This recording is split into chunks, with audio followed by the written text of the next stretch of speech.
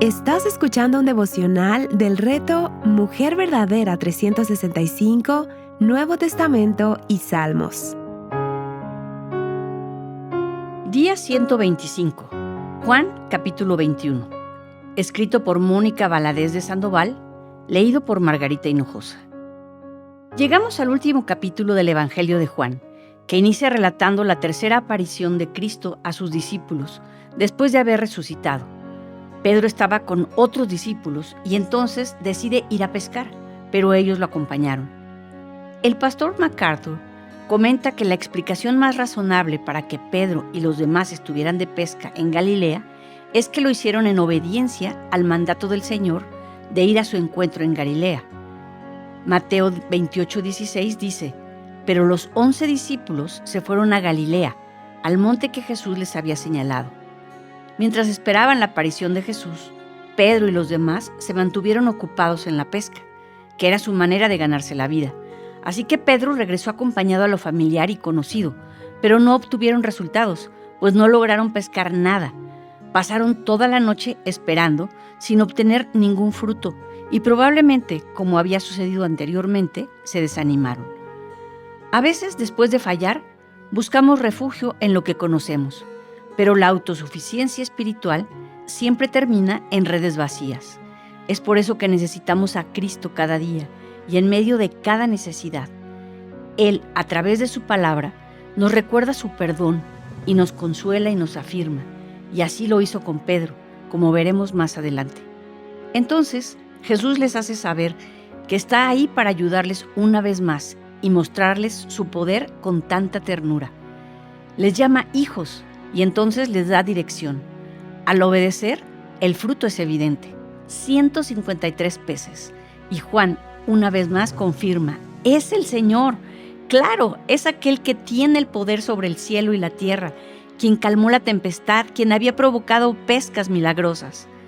El impulsivo Pedro, aunque estaban a 100 metros de la orilla donde Jesús estaba, no pudo esperar, sino que se lanzó al mar. Ya quería estar con su Señor. No sé si en todos estos días estuvo rondando el pensamiento en la mente de Pedro de que había negado a Jesús y había huido en el momento de mayor necesidad, cuando antes había prometido llegar hasta las últimas consecuencias por él. Tal vez había estado repasando el diálogo que tendría con él para disculparse, pero ¿qué le diría el Señor en respuesta? Aún así, él no se detuvo y corrió para encontrarse con él. Conocía que era manso y humilde de corazón y que había dicho antes: todo lo que el Padre me da, vendrá a mí, y al que viene a mí, de ningún modo le echaré fuera. Juan 6:37. Cuando llegó se dio cuenta: el amoroso Señor sigue extendiendo su mano llena de bondad. Ya tenía pan y pescado esperándolos. Así como había alimentado a las multitudes, tenía ya el desayuno listo para ellos. No había duda, tenían frente a ellos al Señor. Qué hermoso es ver que cuando nos sentimos fracasadas o que no hay manera de acercarnos al Señor con dignidad después de haber pecado, Jesús no nos desecha, al contrario, Él nos llama, nos alimenta y nos recuerda que dependemos de Él y que nuestra dignidad está siempre segura por lo que Él ya hizo por nosotras en la cruz, al darnos salvación y reconciliarnos con nuestro Padre Celestial. Y entonces llegó la inevitable conversación. La pregunta de Jesús fue directa: ¿me amas? Yo, en el lugar de Pedro, hubiera experimentado una tremenda taquicardia. Hubiera tratado de formular la mejor respuesta añadida por una disculpa, o explicación, o justificación por mis acciones previas, porque era evidente que Jesús no estaba evadiendo la caída de Pedro, pero lo estaba confrontando con amor. Pero Pedro no fue elaborado. Consciente de lo que había hecho y tratando de ser lo más genuino posible, fue sencillo y respondió: sí, Señor, tú sabes que te quiero. MacArthur menciona que no contestó con la palabra amor porque es posible que no se sintiera digno de afirmar una devoción suprema en vista de que su vida no respaldó esa afirmación que había hecho antes. Pero Jesús le hizo entender a Pedro cuán necesaria era su devoción invariable al preguntarle si lo amaba con amor supremo. Por eso le preguntó 2 veces más y le pidió que apacentara sus ovejas, que estuviera dedicado al servicio del Señor como un ayudante a un pastor, Él sería encargado de cuidar las ovejas de su amo, de alimentarlas, de guiarlas ininterrumpidamente, pues él ya estaba por ascender a la diestra del Padre. Había llegado el cumplimiento de la palabra que Jesús le había dicho y que vemos en los siguientes pasajes. Al llamarlos a él y su hermano Andrés, y les dijo: vengan en pos de mí, y yo los haré pescadores de hombres. Mateo 4:19. Y Jesús dijo a Simón: no temas, desde ahora serás pescador de hombres. Lucas 5:10. Y en la tercera ocasión que el Señor le preguntó, Pedro se entristeció, porque el Señor empleó la misma palabra con la que él había respondido las primeras 2 ocasiones, pues le dijo: ¿me quieres? Esto significaba algo menos que esa devoción suprema. El Señor no quería poner a Pedro en una trampa o encrucijada. Tampoco quería aplastarlo haciéndole sentir de lo peor. Él quería restaurarlo por completo y afirmar en su corazón que había sido llamado a servirle como una evidencia también del perdón completo que le había sido otorgado. Qué gran lección aprendemos aquí. El amor a Cristo debe ser la base de nuestro servicio. Jesús no busca perfección, sino corazones rendidos, porque mucho ama aquel a quien mucho se le ha perdonado.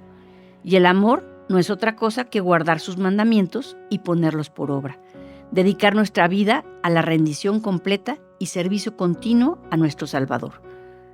¿Recuerdas cuando Jesús estaba en casa de Simón? Jesús perdonó ahí a una mujer pecadora que estaba a sus pies, lavándolos con sus lágrimas y secándolos con sus cabellos. Ella estaba rendida ante él, reconociendo su pecado. Veamos lo que dijo Jesús. Y volviéndose hacia la mujer, le dijo a Simón: ¿ves a esta mujer?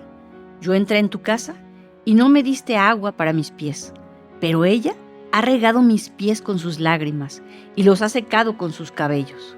No me diste beso, pero ella, desde que entré, no ha cesado de besar mis pies. No ungiste mi cabeza con aceite, pero ella ungió mis pies con perfume. Por lo cual te digo que sus pecados, que son muchos, han sido perdonados, porque amó mucho. Pero a quien poco se le perdona, poco ama. Lucas 7, 44-47. De la misma manera, Pedro recibió un gran perdón, que lo llevó a amar mucho, tanto que sirvió con devoción suprema y aceptó con gozo el martirio que Jesús le anticipó en esta conversación.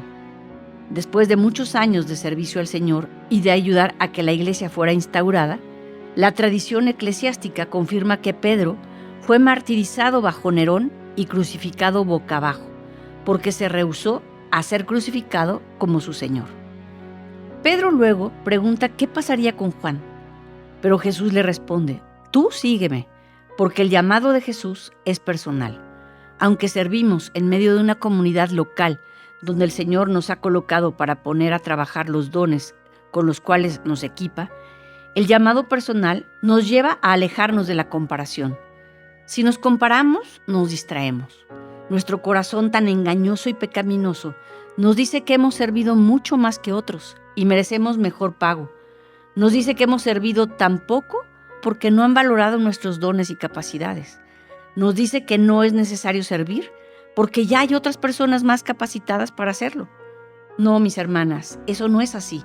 El Señor espera que le sirvamos con fidelidad en un círculo de influencia donde nos ha colocado. Así se vea poco o mucho, que lo hagamos solo para traerle gloria y ser parte de sus discípulos que viven vidas dedicadas a extender el reino, aguardando el regreso de Cristo. Finalmente, Juan afirma la veracidad de todo lo escrito y deja claro que hay muchas más cosas que Jesús hizo, pero que si se escribieran en detalle, el mundo no podría contener todos los libros para conocer todas sus obras. Sin embargo, lo que tenemos es suficiente para creer y vivir por él. ¿Lo crees así? Para meditar. ¿Has abrazado el perdón de Dios y su consuelo después de haberte arrepentido de tus pecados? ¿Amas al Señor y le sirves con una devoción suprema?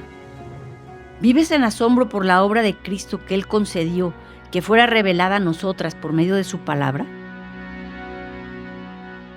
Explora más recursos que te guíen a Cristo y su palabra en avivanuestroscorazones.com.